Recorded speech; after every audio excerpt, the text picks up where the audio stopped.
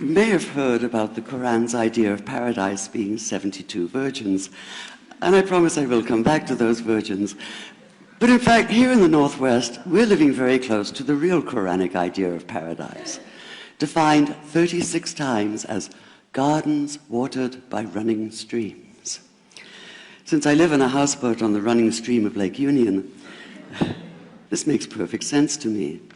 But the thing is, how come it's news to most people? I know many well-intentioned non-Muslims who've begun reading the Quran but given up, disconcerted by its otherness. The historian Thomas Carlyle considered Muhammad one of the world's greatest heroes, yet even he called the Quran as toilsome reading as I ever undertook, a wearisome, confused jumble. Part of the problem, I think, is that we imagine that the Quran can be read as we usually read a book, as though we can curl up with it on this rainy afternoon with a bowl of popcorn within reach, as though God, and the Quran is entirely in the voice of God speaking to Muhammad, were just another author on the bestseller list.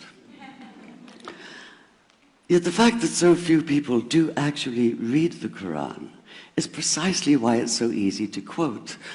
That is, to misquote. Phrases and snippets taken out of context in what I call the highlighter version, which is the one favored by both Muslim fundamentalists and anti-Muslim Islamophobes.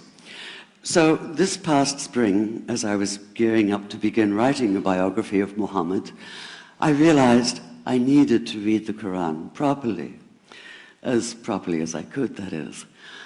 My Arabic's reduced by now to wielding a dictionary, so I took 4 well-known translations and decided to read them side by side, verse by verse, along with a transliteration and the original 7th century Arabic.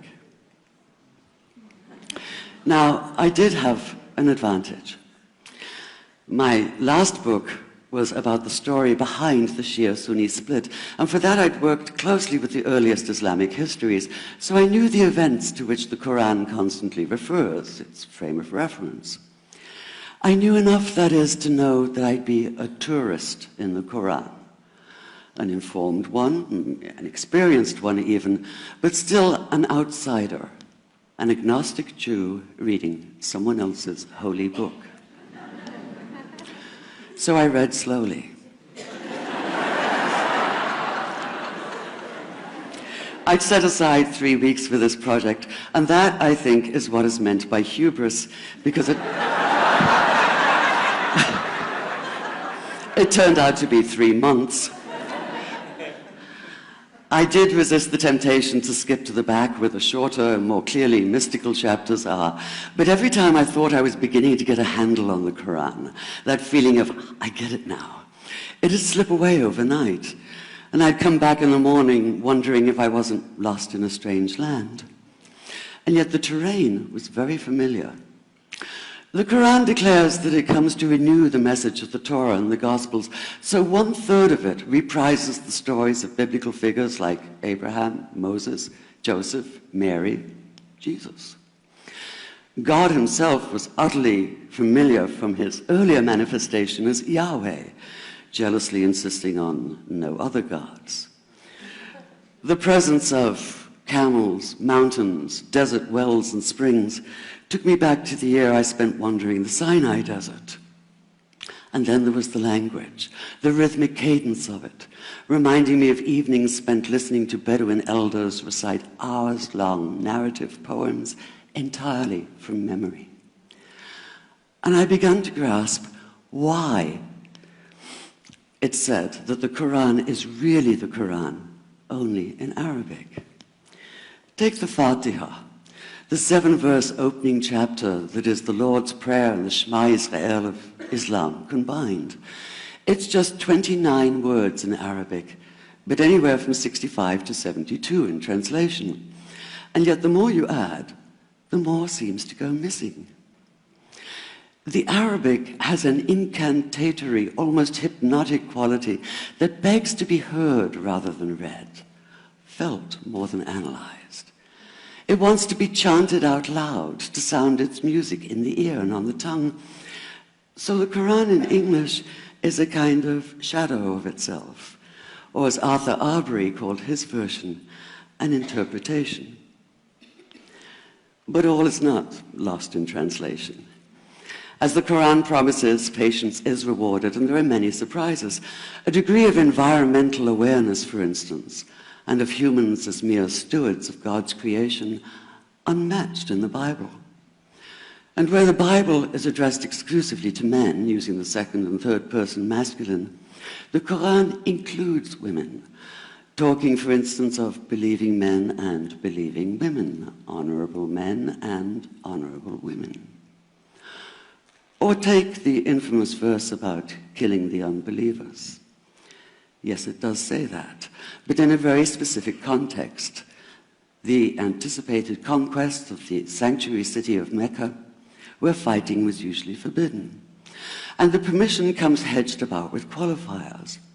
Not you must kill unbelievers in Mecca, but you are allowed to, but only after a grace period is over.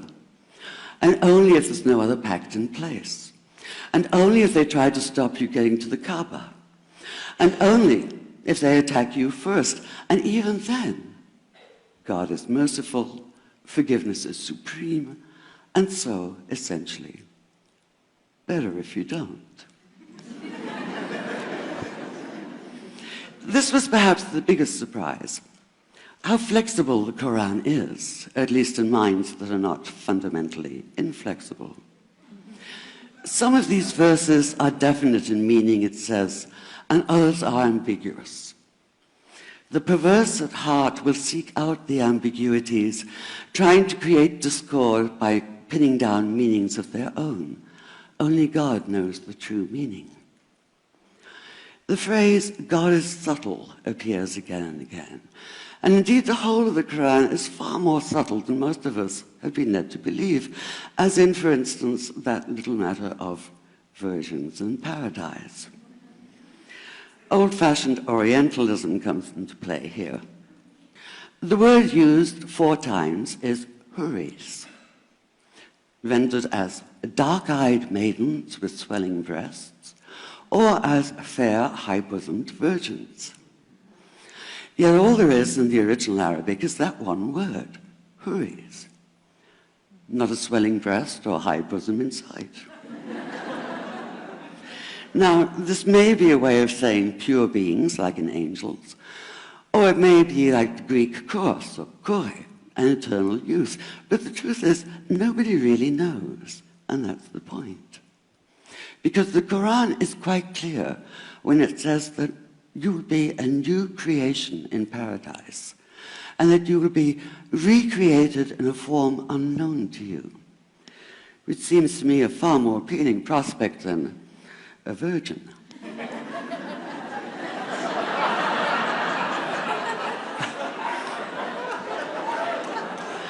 And that number 72 never appears. There are no 72 virgins in the Quran. That idea only came into being 300 years later, and most Islamic scholars see it as the equivalent of people with wings sitting on clouds and strumming harps. Paradise is quite the opposite. It's not virginity, it's fecundity, it's plenty, it's gardens watered by running streams.